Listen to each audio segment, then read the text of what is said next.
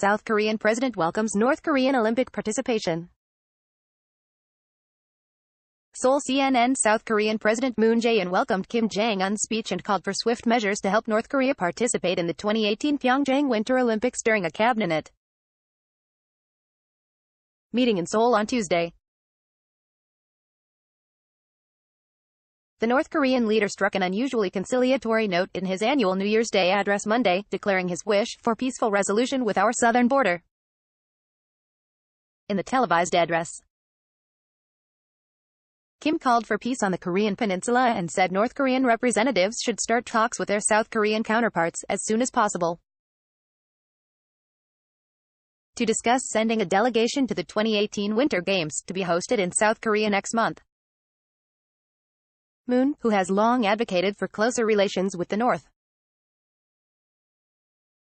described Kim's remarks as a response to our proposal to turn the Pyeongchang Olympic Games into an epoch-making opportunity to improve inter-Korean relations and establish peace. Moon said he would ask the Unification Ministry, the government department responsible for inter-Korean relations, and the Ministry of Culture and Sports to quickly come up with follow-up measures for the speedy restoration of South-North Korean dialogue and realize the North Korean delegation's participation in the Pyeongchang Olympics. Kim's comments appear to have galvanized efforts within Moon's administration to secure North Korea's participation at the Games.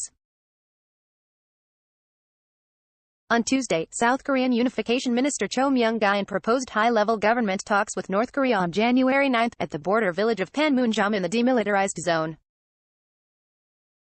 DMZ. The government proposes the North to hold high-level inter-Korean government talks at the Peace House of Panmunjom in consideration that the Winter Olympics is about a month away and to discuss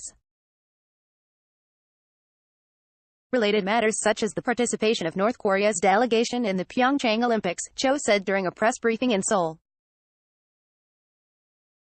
Cho added that this government would remain open to suggestions as to the timing, venue and format of any future dialogue with the North. The 2018 Winter Olympics, which are scheduled to begin on February 9, have been championed by Moon as a precursor to dialogue with Kim and a possible means of easing tensions on the Korean peninsula. In an interview with CNN in November, the South Korean president described the Games as an opportunity for inter-Korean peace and reconciliation, and expressed his hope that North Korea would participate. The Games are due to take place 30 years after Seoul hosted the 1988 Summer Olympics, a turbulent era in which a number of nations, including North Korea, decided to boycott the Games. To date, only 2 North Korean athletes had qualified for the Games, figure skaters Ryum Taeyeok and Kim Joo-saek, however. The country's National Olympic Committee did not meet an October 30 deadline to accept their spot. There has been talk of the International Olympic Committee (IOC) granting an additional quota, something previously proposed by Choi Moon-soon, governor of the Gangwon province that will host the Winter Games. Follow-up measures. Kim's sudden willingness to reach out to the South has surprised analysts, leading to suggestions that it may be part of new strategy aimed at driving a wedge into between Seoul and Washington. Stratfor Vice President of Strategic Analysis Roger Baker told CNN that Kim may be by seeking to exploit Seoul's sense of insecurity by enlisting South Korea and pushing back against tighter U.S. containment. By suggesting North Korea will send a delegation to the Olympics, the North may also add impetus to the South's offer to delay joint defense exercises with the U.S. and may add to some of the differences between Seoul and Washington in coordinated North Korea policies, said Baker. Referring to comments made by Moon during an interview with NBC in November in which he hinted at the possibility of delaying joint military exercises with the U.S. until after the Games. Since coming to office in May, Moon's willingness to seek a diplomatic solution to the Korean crisis has on occasion appeared at odds with that of the U.S. In September, U.S. President Donald Trump accused Moon of seeking appeasement with North Korea.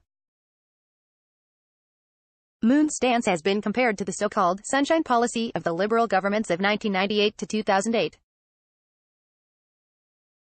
Under the Sunshine Policy, Seoul actively engaged Pyongyang, which led to closer relations on both sides of the border and saw two South Korean presidents visit the North Korean capital. However, the approach ultimately failed to halt North Korea's nuclear weapons program. Speaking Monday, Moon said improvements in inter-Korean relations was not a matter that can go a separate way from the issue of resolving the North Korea nuclear issue. I also asked the Foreign Ministry to closely consult with our allies and the international community to push for both an improvement in inter-Korean relationship and the resolution of the North Korean nuclear issue at the same time, said Moon. Tong Zhao, a fellow at the Carnegie Tsinghua Center in Beijing, told CNN that North Korea does not want to appear threatening and provocative. Kim wants to convince the international community that his nuclear weapons are purely for self-defense and wants to have a negotiated solution with the United States on the basis that he gets to keep its nuclear deterrent capability, Zhao said. After achieving a preliminary strategic deterrent capability, North Korea might want to de-escalate tensions and seize the Winter Olympics as a golden opportunity. The Games make it possible for Washington and Seoul to meet Pyongyang's demand for self-restraint, adjusting their military exercises, without losing face and appearing weak on Pyongyang.